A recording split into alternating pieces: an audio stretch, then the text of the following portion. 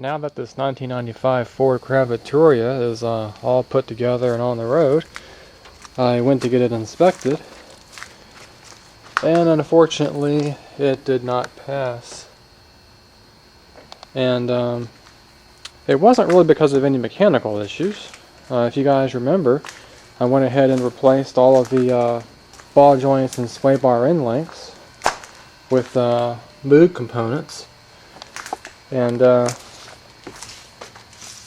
I'll show you why I did that. I'll get one of those parts and show you just how much play they have. So the ball joint had almost an 1/8 of an inch play there, almost ready to come out of its socket if I hit a bump large enough. And the same goes for the sway bar end link. I think if I tried hard enough, I could just pop that right on out of the socket, but that's just a horrible amount of play. Inside here actually is all plastic, and of course these are lube for life parts, so you can't lubricate them. So they all had to be replaced, and which basically entailed almost rebuilding the entire front suspension. And after that, of course, you have to get it aligned. And so now the alignment is spot on, and they give you this report of a before and after. And I didn't do too bad actually with my initial settings when I replaced all those parts. The only thing I got wrong was the caster on the passenger side, and my toe was way out. But they got the alignment darn near perfect here. All the settings are green, and I've got parts here that you can lubricate. And so this car, I've been driving it now for the past 2 weeks, ever since I finished that job, and the car just drives like a brand new car. It drives actually a little bit better than this car did. With all these new parts on here, the steering is actually a little bit easier now. The steering effort is easy. And so mechanically this car basically is in ship shape. The reason why he failed me, and like most places, they get you on these headlights. And I took a chance. They said that, I believe it was this headlight right there, they said that headlight was not putting out quite enough lumens compared to this one, and they offered to polish them for $50 a piece.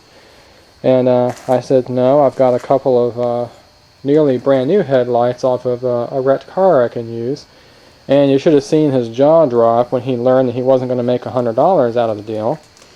So the issues with this car to get this to pass are very, very minor. What I'm going to go ahead and do is just swap out these headlights with the good headlights off of the wrecked car. I don't have a tester to test the output of headlights. They don't really look all that bad to me. So when I put the car back together, I just basically took a chance that these lights would pass, and that way I can go ahead and pretty much use these headlights up before I put the good ones on the road, just to kind of get as much use out of them as I can. That ended up not working out. And then the other reason he failed me is obviously the my parking light lens has seemed to have taken a leave of absence for some reason. And I knew it was loose when I put this lens assembly back together when I reassembled the car, but I didn't know it was quite that loose. And I think that the lens just basically ended up flapping back and forth like this and just basically broke off backwards when I was on the interstate. You can see what's left of it here. So that's going to have to be replaced. I did use the lens off of the wrecked car for the passenger side. So this lens looks like brand new. And I could not use the same lens off the wrecked car for this side, because when I had the accident, my car was pushed into the car in front of me, and it damaged the lens area here. And then there's what's left of the lens. So I couldn't really reuse that. But I was able to get the wiring harness out of it and light sockets, which are going to be pretty good to have on hand. Sometimes these things get high resistance inside the contacts, and they get hot and burn, and it melts the socket enough where it doesn't make good enough contact with the spring tension on the light to make the light work. So I've got that for a rainy day. And what happens with these lights, I've got the passenger side light over here that was replaced with the wrecked one. For one thing, it just looks bad. The yellow part of it's faded, as well as the clear plastic part doesn't look as good. But the main reason I replaced it is because A, I could, and B, what happens is the seal around there fails. They use an epoxy that glues the lens to the frame of the light, and the driver's side was in this same condition when I put it on. It was actually in a little bit better shape, but I think what happened is that this thing just kind of fluttered back and, well, it just broke off. Just like that. That's exactly what happened on the interstate. So that's going to have to be replaced. There's some usable parts on that one, but it's just 18 years old and never been garaged like that one has. But not to worry, I do have a replacement lens assembly over here that's brand spanking new. If I can get it out of the box. From Eagle Eyes, there's a part number for the driver's side. And this light looks really good. And you can see it's going to mount the same way. 2 nuts are going to go on the back of this, and you got a screw that's going to go right there. So we'll go ahead and set this lens aside. And one of the other things I'm going to try to do is go ahead and replace the windshield wipers with these Bosch Icon windshield wipers. They didn't fail me on the wipers, but the wipers are getting a little bit too inefficient for my taste. So while I'm working on the car, I might as well go ahead and replace them. So to start with, to get this parking lens assembly out of here, and this is the LX Crown Victoria, so you have a parking light and turn signal light, and you also have a cornering lamp. So be careful of that and make sure you get the right part if you've got the LX version. And what we'll do is we'll pop the hood open. And the car has these covers here that are very easily removed. You just depress this tab like this, push up, and lift out. Set that aside. And you can see you've got 2 nuts right there you've got to take off. And of course you've got the screw to take off. So the tools you'll need are just going to be pretty basic. You're going to need a screwdriver and a socket wrench, preferably a long socket, because the stud kind of sticks out a little bit far. And you just stick them on here and loosen them up. You can just loosen them a little bit and then go ahead and use your hands to loosen them up the rest of the way, and that will come right on out of there. And then after you get the light partially separated from the car, these connectors, this wiring harness basically is up into the fender. You don't have to disconnect the entire harness. What you do is you just basically twist these connectors out partially and they'll pull right on out. And you'll see what I mean once I get the lens assembly off of there. Okay, now that I've got the 2 nuts removed and stashed up there temporarily, as well as the stainless steel screw, this lens assembly is ready to come on out. And before I do anything, I want to test the lights just to make sure they're working, so I don't put a bad light into the new lens. And to do that, we have to turn the ignition to full on, as well as turn the headlights on. So we'll reach in here and somehow do that.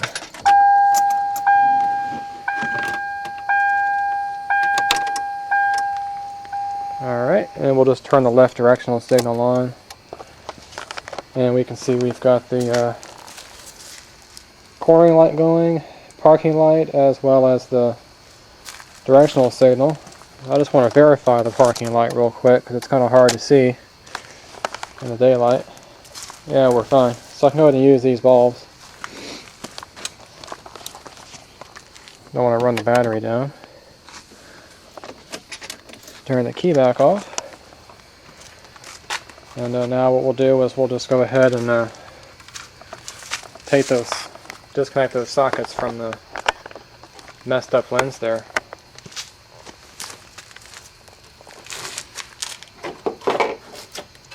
You can see how this wiring harness is captive into the fender. So we just give these sockets a twist and they'll come right on out. Same thing with this one here.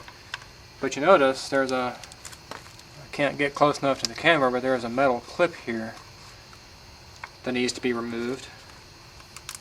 Can't quite get that with my fingers. So let me get a flat blade screwdriver and pop that off of there. If you're just replacing your parking light or cornering light lens, you don't have to remove that. You can just twist these things off, pull them out, and the light just pulls right on out of the socket. Put the new one in and you're back in business. So let me get a screwdriver and get that piece off. Okay, now that we have that clip removed, just looks like that.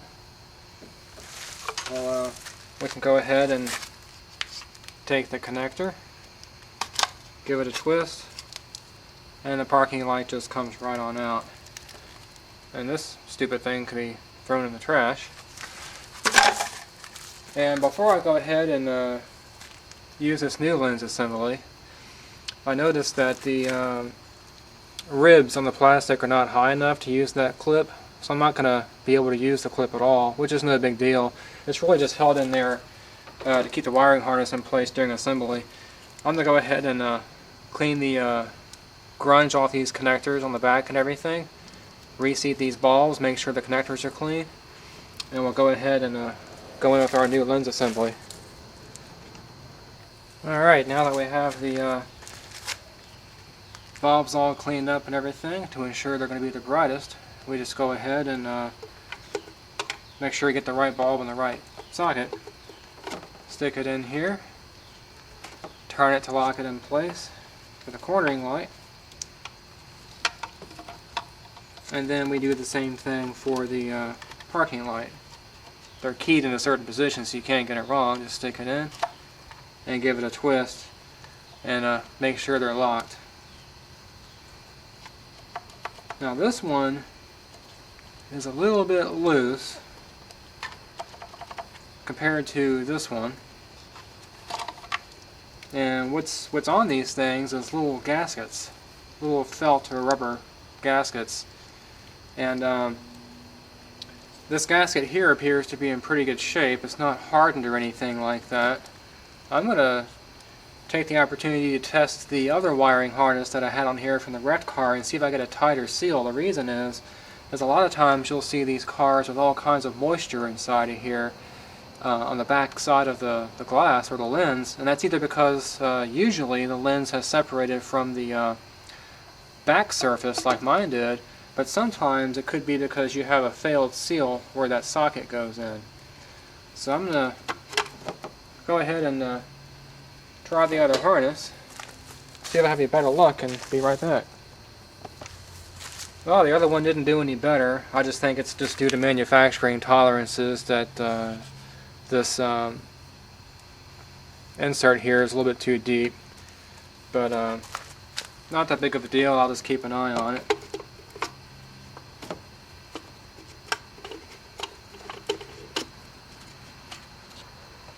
Let's put our lights in.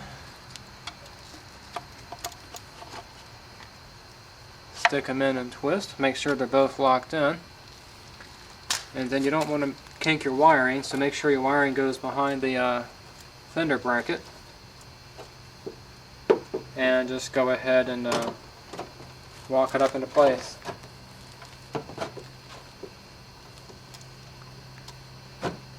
Just like that.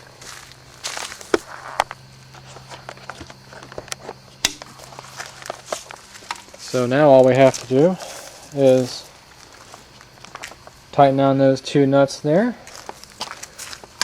Put the screw in here. Make sure our gasket's not pinched. And we're done. Before I do that though, I want to make sure that the parking light and turn signal lights still work. So we'll go through that same drill.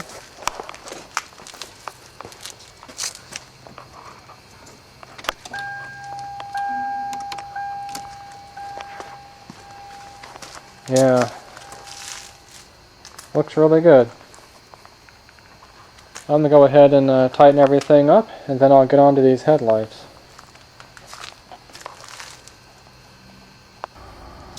Okay, parking light is installed and all the bulbs are working, and this thing is starting to look like a Crown Vic again. But it's kind of funny now that I have the new looking parking light lenses on here. It really makes the headlights look that much worse. So I think the car is going to look a lot better with the 13,000 mile headlights. And just a couple of tips. Turns out, as I was trying to tighten these fasteners here, I ended up finding it better to go under the hood release cable and use a U-joint and kind of go like that for the bottom nut. Just kind of a tip for you guys. That nut's a little bit harder to get to than I thought, and it's not allowing the spacing here between here and here is not allowing the wrench to ratchet properly. Yours might be different. The other thing you want to be careful for is not to over tighten these nuts too much, because what you're doing is you're basically pulling on these studs, and they're just mounted in plastic. If you tighten these too much, you're going to pull these things right out and damage the plastic and have to buy new lens and start all over again. Same thing with the screw down there. You don't want to tighten that too tight because you'll crack the lens around it. The best technique I found to use is to apply pressure right in the area, right around here, directly across from the studs. And while you're applying pressure, tighten these by hand. And then once you get this good and snug against the fender, go ahead and use your socket wrench and tighten it down just so they're good and snug. Not so tight that you start hearing things start to crack and everything. That means you've gone way too far. That way you'll get this installed in here and not have any worries about cracking this. And also, if it's extremely tight, because it's the temperature fluctuations both from the engine and the outside temperature, they could be so tight that once this plastic expands in the middle of July on a 98-degree day, it could also crack as well. So getting the proper torque on these things is pretty important if you want your lens to last a long time. And looks like it's starting to rain a little bit, unfortunately, but I'm going to try to get started on these headlights here and finish getting this front end in some kind of shape. To get the headlights out, they're a little bit tricky, but I have the advantage of having this header panel from the wrecked car sitting out here on the steps. To be out here in the open, I can get a much better look at what I need to do and come up with a game plan. And I've already got one fastener off. The headlights are held on with 3 snap ring like fasteners, and here's what they look like. And basically what you want to do is spread these guys apart with your snap ring pliers and rock it back and forth and pull it out. It's going to be tricky because, as you can see, you don't have a whole lot of room to work with here to spread these out, and you've got these tangs on both sides grabbing into the headlight adjuster, so you just kind of have to play with it, rock it back and forth, and gradually pull it out. And to make matters worse, to keep it from being pulled out, it's got this piece of plastic right here, this resin area, that's holding it in place. So you sort of have to keep the snap ring pliers spread apart, rock it back and forth, pull this tab forward away from this little notch here to pull it out.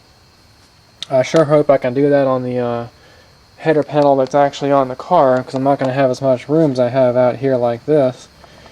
And another problem you're going to have is these snap ring pliers, or at least the ones that I'm using, Blue Point PR349A Snap-on brand, which are good snap ring pliers. They're just too small. Doesn't spread them apart quite enough.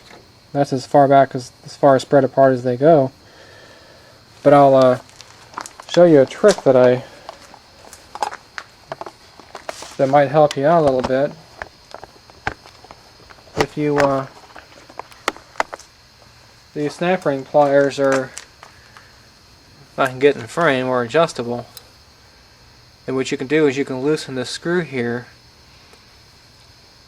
get you some play between the two pairs, and you can make them overlap like that to make these open, make these jaws open just wide enough to get the fasteners out of there. So that's pretty much what I'm going to do with this thing. And I'm going to try not to disturb the adjustments, just like I did on the alignment when I did the ball joints. I actually didn't do too bad. I only got one adjustment wrong, or actually two, the caster on one side and the toe out on the other. But compared to all the work I did on that front end, getting this estimated like that is not all that bad. I'm going to try to do the same thing on this on these two headlights here, but I'm going to go ahead and have them re-aimed anyway, just to be on the safe side. So let me get to work on that and show you guys the result. Well, I got the headlight assemblies out of the header panel from the wrecked Crown Victoria, and same thing on the white Crown Victoria. It's pretty blind as well. And got them all lined up here, and now that they're close together, you can really see the difference between the 13,000 mile one and the higher mileage one. It's not really the mileage so much as the fact that this was never garaged, whereas this car was always garaged. Makes a big difference. And I could polish these lights and everything, but it's just, believe it or not, easier to go ahead and swap lenses. All you need is a pair of large snap ring pliers and a whole lot of patience. I'm not going to reuse these old rusty fasteners. I'm going to go ahead and use the nice fresh ones off of the wrecked car. And to get these on, they just basically will slip right on down. Very, very easy to do. And it turns out, I'll use this old headlight as an example, that I think I can keep the adjustments, because the adjustments are done here and done here, and as long as you don't turn these screws to move them in and out, you'll be okay. These things are on swivels to allow the light to move around, and as you tighten these screws up or loosen them, it'll basically move the headlight up and down and left and right. But as long as none of these things here are turned, I'll be okay. I'm still going to have the headlight aim checked because this is actually a different car, and so there might be some slight manufacturing tolerance differences and things like that. But I think I can get it really close with these new headlights just by not disturbing these, and that way I can go ahead and continue to drive it at night and have reasonably good lighting until I can go ahead and get it inspected. And if you're just replacing the headlight bulbs, you don't have to go through all this effort, of course. You just take off the cover plate here, just like before with the parking light lens. And what you want to do, this is the high beam for example, is you just simply want to twist it. Of course, disconnect the electrical connector. Twist it until you can't twist anymore. And then go ahead and rock it on out of there. It's hard to do with one hand. And that's what it looks like. And when you go ahead and put the new bulb in, I like to clean all around in there with Q-tips and stuff like that, so I don't force a lot of dirt in there. These things are keyed. This is wider on that side than it is on that side, so you can't get it wrong. And you just basically put it in like that. And if I can do it with one hand, which might not be able to, But you get the idea. You just put it in there and twist. So I'm going to go ahead and stick these new headlight assemblies in there, and I'll show you how I get these weird looking clips on. And headlights are finally installed and everything's working properly, both the low beams and the high beams. Go ahead and shut them off to show you guys what the car looks like.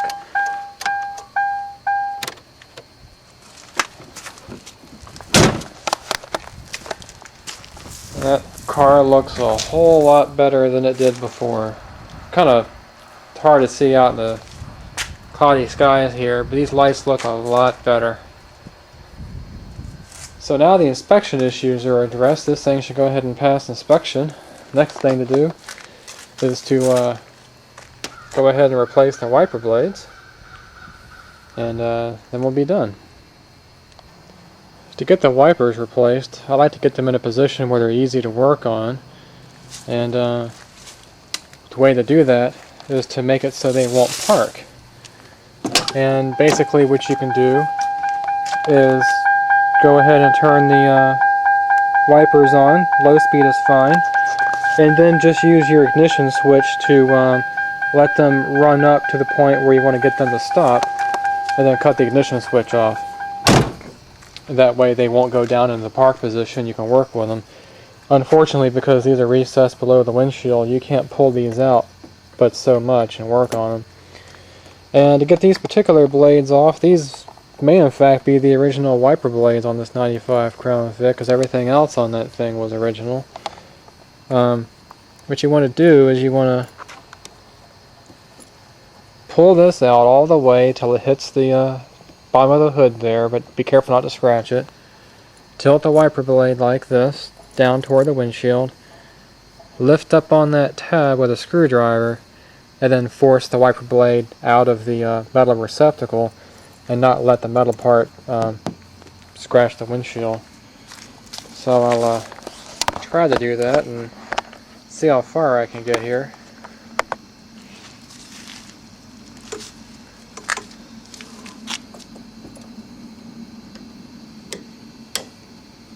So now I've got that tab pushed up. I'm just going to work it out like that and let that gradually rest against the windshield. And then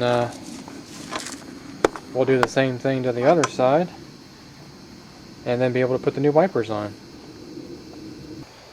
Now to get these Bosch Icon wiper blades on here, here's the part number to 22A. The installation is really easy.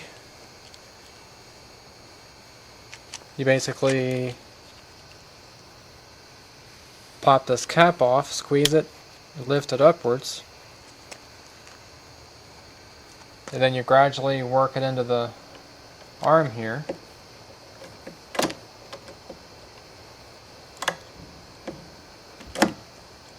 So that it locks in place, and then you just close the cap. It's just that simple. And if you have these wipers, what you do is you just squeeze this plate open like that, push down on the wiper blade, and work it out.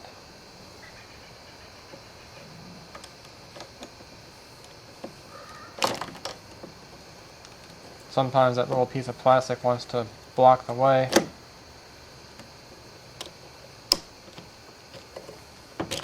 So that's installed. Do the other side and let the wipers park. Okay, now that we have new headlights and new parking light lenses and new wiper blades, this thing is ready for inspection again.